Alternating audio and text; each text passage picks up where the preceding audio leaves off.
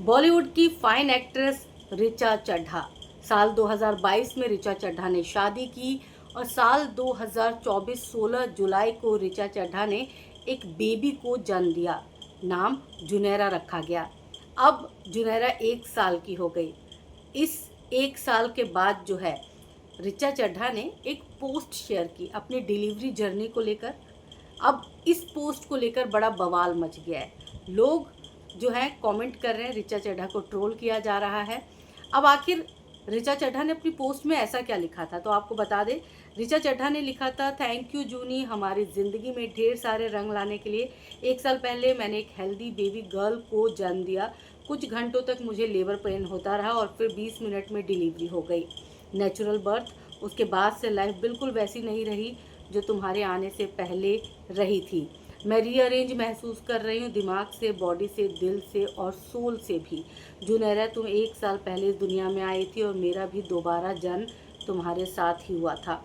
एक माँ के रूप में मैं एकदम नई सी हो गई थी, पहले जैसी बिल्कुल नहीं रही। एक लाइफ और एक बच्चा, उस शख्स के साथ जो तुम्हारे सपनों का शहजादा है।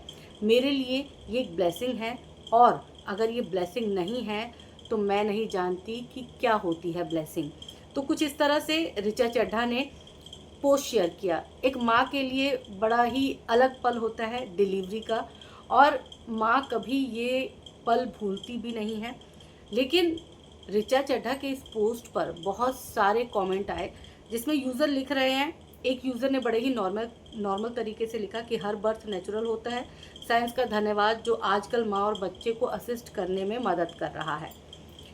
एक यूज़र ने लिखा, प्लीज़ नॉर्मल शब्द, हर माँ बाप के लिए सब कुछ होता है, इसको इस तरह मत बोलो कि दूसरे को बुरा लगे। ये पढ़कर ऐसा लग रहा है कि दूसरी माँओं में ये दर्द सहने की शक्ति नहीं है।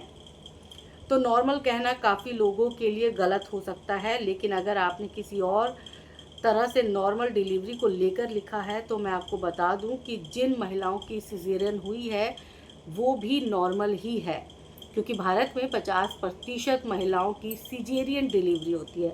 अब इस बात पर ऋचा चड्ढा गुस्सा हो गई और उन्होंने रिप्लाई कर दिया, पर अगर मुझे वजाइनल डिलीवरी कहना ही नहीं है तो ये मेरा पेज है, मेरा बच्चा है और मेरा वजाइना है।